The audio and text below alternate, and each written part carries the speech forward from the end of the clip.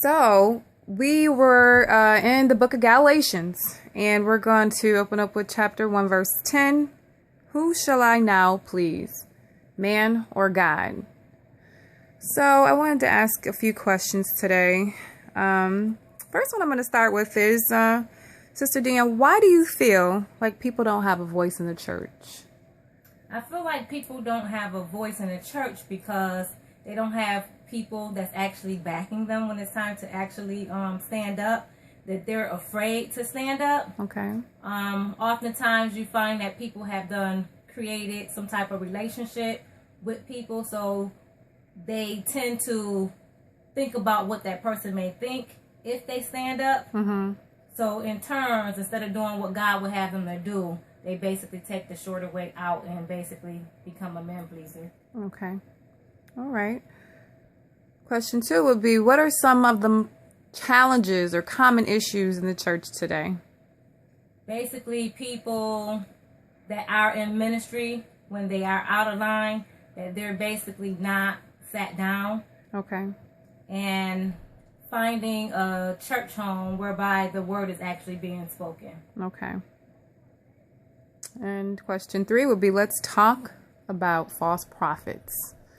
I know many of us have experienced a revival or just a Sunday service, and we have a guest speaker and someone comes into town and people fled all over just to hear this prophet speak, because he's just, either on the flyer or on the radio, come see this person and your life is going to be changed. So I'm going to open the floor for you right now to share maybe an experience you might have had. Well, I have had a couple of them, but today I'm going to focus more on one. Okay. In 2007, through a friend of mine, she basically introduced me to this guy. Okay. That was around the time that I had got married, and the guy basically came in our life. He took my number. He stayed in contact.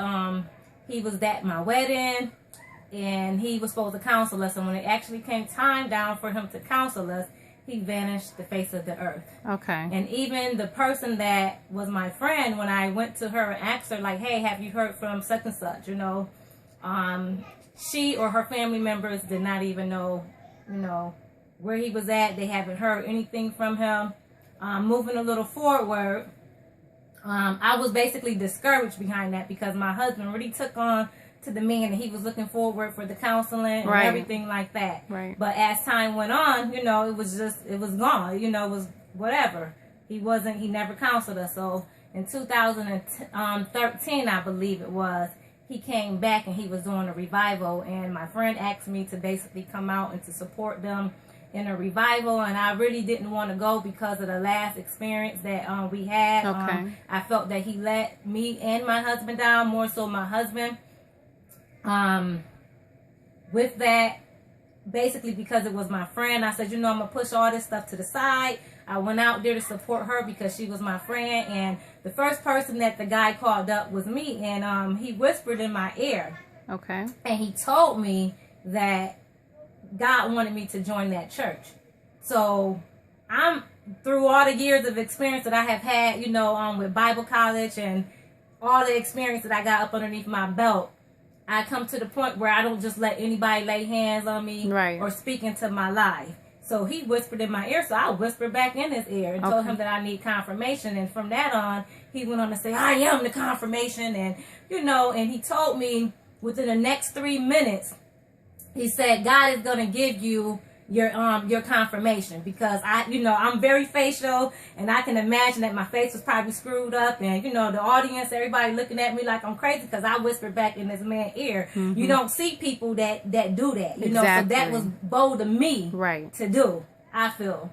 And God never gave me the confirmation. So, time went on. I went home. I went back to the house, and I began to pray. And I said, God, if you want me to go to this church, to join this church, like, I'll do it. So then God told me to do it. Okay. So when I would go to the church, and it came time for me to tell the pastor, I never could find myself to actually tell the pastor, because I always heard the voice in me, God telling me again, hold on, not yet. And as time went on, and now that I can stand out of the situation and I see it, God been done, he told me that it was just like how he spoke to Abraham, and he told him to offer his son as a sacrifice. And then when he put his son on the altar and he went to slay him, God told him pretty much in so many words, like, fall back, like I'm just playing with you, like, right, you know. Right. And that's how my situation was. But, you know, meeting this guy at, you know, again, or letting him come back into my life again, you know, he wanted my number. I had trust issues, you know, right. because he didn't do what he was supposed to have did initially. So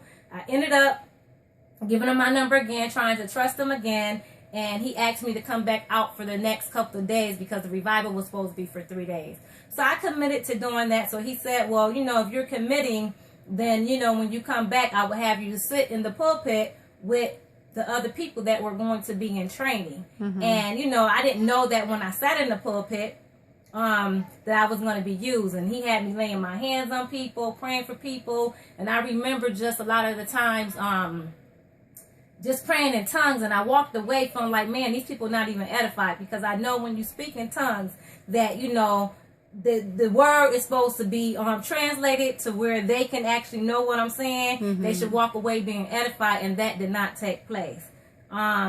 He gave me a couple of items to take home or whatever, I guess, to fight off certain spirits. He was calling me, texting me all types of hours, telling me that when I lay down at night, knowing that I was married, telling me that when I lay down at night that his spirit was going to be there and it was going to be covering me or hoovering over me. At the time, I haven't had any children, so he knew that, and he would call me and be like, just pray. And every time I would get on the phone, I always went into tongues, and I don't use my tongues. My tongues, I normally use it as for fighting, a spiritual tool for me to fight battle.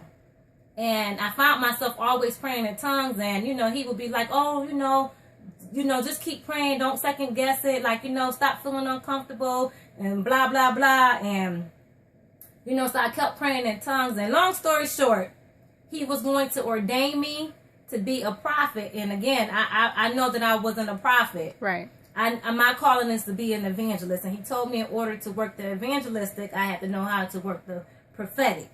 And that was his way of just trying to, like, cover it up. He used the word over and over, telling me it was going to be a big moment that was going to take place, where the oil was going to be poured on my head.